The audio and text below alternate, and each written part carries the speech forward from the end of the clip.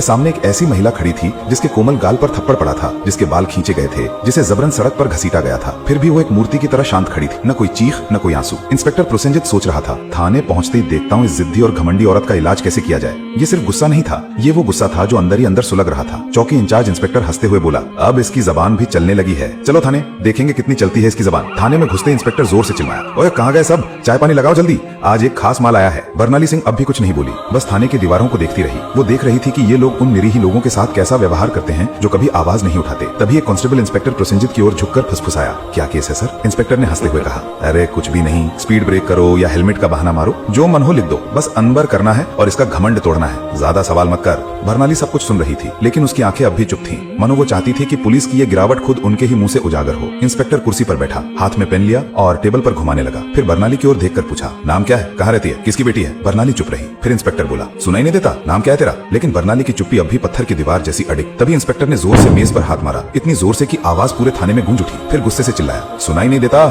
नाम बता जल्दी।